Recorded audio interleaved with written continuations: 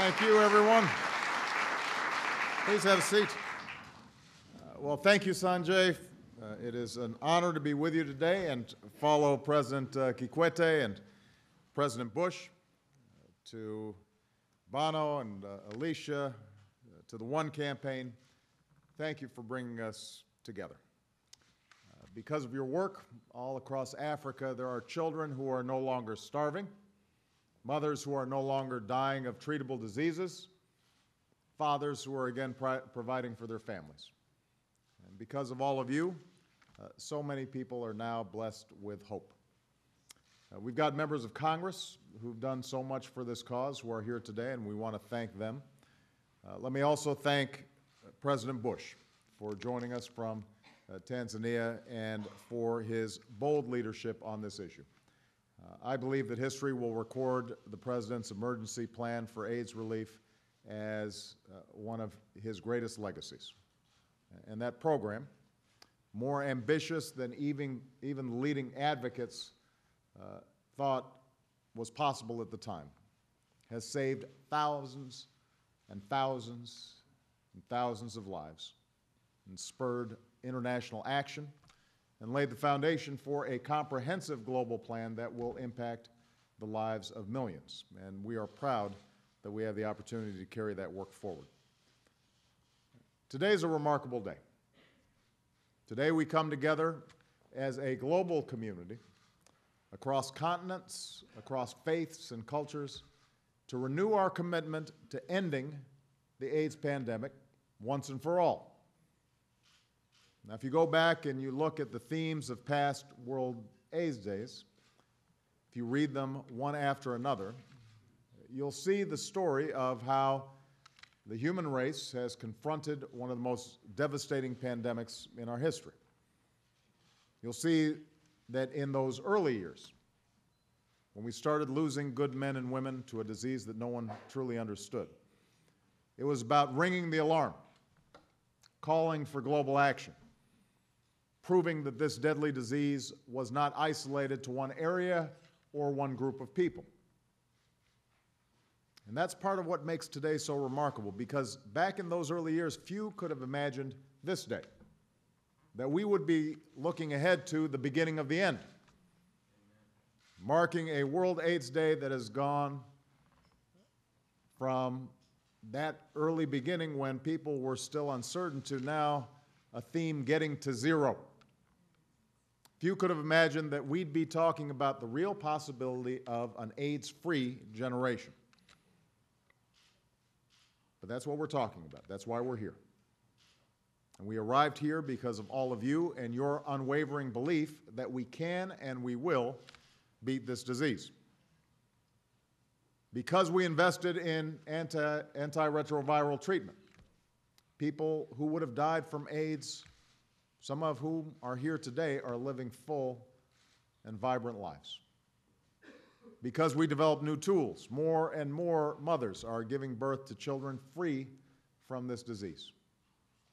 And because of a persistent focus on awareness, the global rate of new infections and deaths is declining.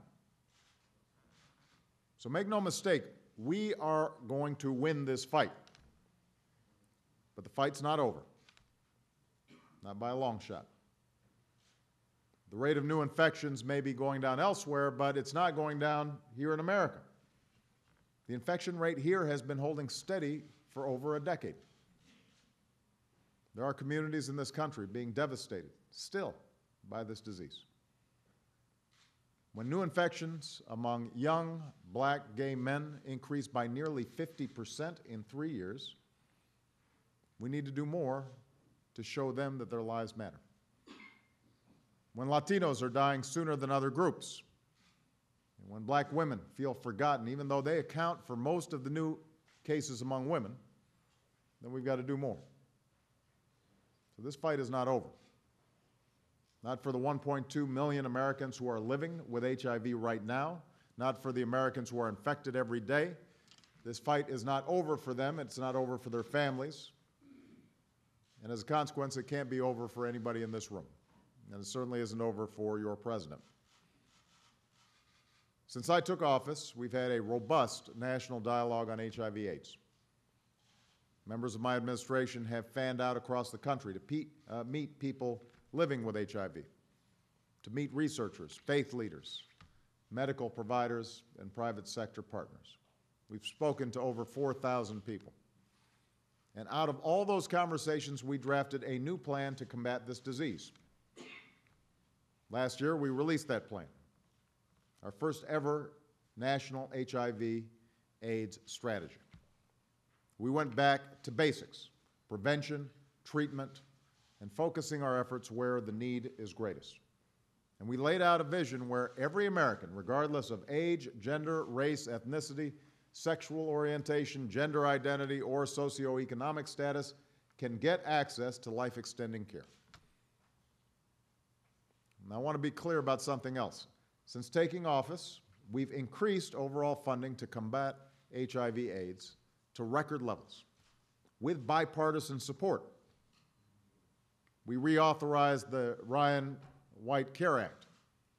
And as I signed that bill, I was so proud to also announce that my administration was ending the ban that prohibited people with HIV from entering America.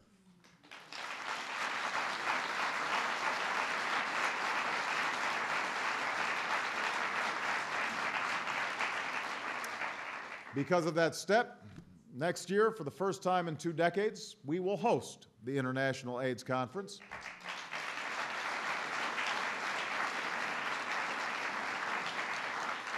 So we've done a lot over the past 3 years, but we can do so much more. Today, I'm announcing some new commitments. We're committing an additional $15 million for the Ryan White program that supports care provided by HIV medical clinics across the country. We want to keep those doors open so they can keep saving lives.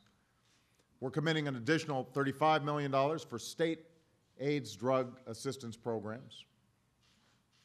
The federal government can't do this alone, so I'm also calling on state governments and pharmaceutical companies and private foundations to do their part to help Americans get access to all the life-saving treatments. This is a global fight, and it's one that America must continue to lead. And looking back at the history of HIV/AIDS, you'll see that no other country has done more than this country, and that's a testament to our leadership as a country, but we can't be complacent. I think this is an area where we can also look back and take pride that both Republicans and Democrats in Congress have consistently come together to fund this fight, not just here, but around the world. And that's a testament to the values that we share as Americans. A commitment that extends across party lines, that's demonstrated by the fact that President Bush, President Clinton, and I are joining you all today. Since I took office, we've increased support for the Global Fund to Fight AIDS, Tuberculosis, and Malaria. We've launched a global health initiative that has improved access to health care, helping bring down the cost of vaccines, and over the next 5 years, will help save the lives of 4 million more children. And all along, we kept focusing on expanding our impact. Today, I'm proud to announce that as of September, the United States now supports antiretroviral treatment for nearly 4 million people worldwide. 4 million people.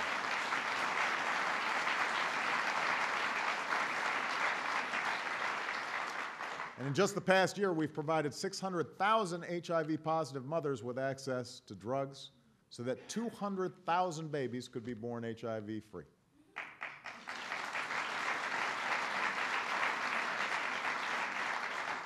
And nearly 13 million people have received care and treatment, including more than 4 million children. So we've got some stuff to be proud of, but we've got to do more. We're achieving these results not by acting alone, but by partnering with developing countries like Tanzania and with leaders like President Kikwete. Now, as we go forward, we've got to keep refining our strategy so that we're saving as many lives as possible. We need to listen when the scientific community focuses on prevention. That's why, as a matter of policy, we're now investing in what works, from medical procedures to promoting healthy behavior. And that's why we're setting a goal of providing antiretroviral drugs to more than 1.5 million HIV-positive pregnant women over the next 2 years so that they have the chance to give birth to HIV-free babies. We're not going to stop there. We know that treatment is also prevention. And today we're setting a new target of helping 6 million people get treatment by the end of 2013.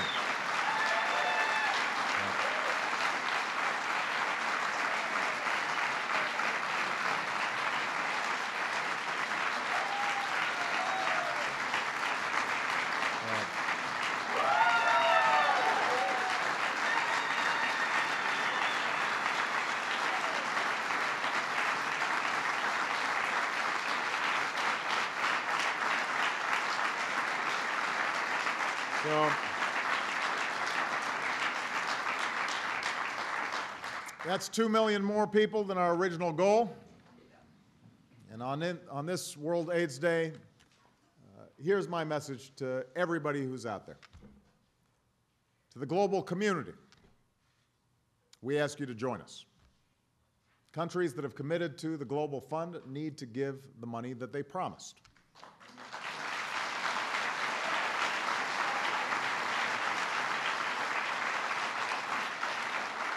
Countries that haven't made a pledge, they need to do so. That includes countries that in the past might have been recipients but now are in a position to step up as major donors. China and other major economies are in a position now to transition in a way that can help more people. To Congress, keep working together and keep the commitments you've made intact. At a time when so much in Washington divides us, the fight against this disease has united us across parties and across presidents, and it shows that we can do big things when Republicans and Democrats put their common humanity before politics. So we need to carry that spirit forward. And to all Americans, we've got to keep fighting. Fight for every person who needs our help today, but also fight for every person who didn't live to see this moment. For the Rock Hudsons and the Arthur Ashes, and every person who woke us up to the reality of HIV/AIDS. We've got to fight for Ryan White and his mother, Jeannie, the Ray brothers, and every person who forced us to confront our destructive prejudices and our misguided fears. Fight for Magic Johnson and Mary Fisher and every man, woman, and child who, when told they were going to die from this disease, they said, "No, we're not. We're going to live." Keep fighting for all of them because we can end this pandemic. We can beat this disease. We can win this fight. We just have to keep at it, steady, persistent, today, tomorrow, every day, until we get to zero. And as long as I have the honor of being your president, that's what this administration is going to keep doing. That's my pledge. That's my commitment to all of you. And that's got to be our promise to each other. Because we've come so far and we've saved so many lives, we might as well finish the fight. Thank you for all you've done. God bless you. God bless America. Thank you.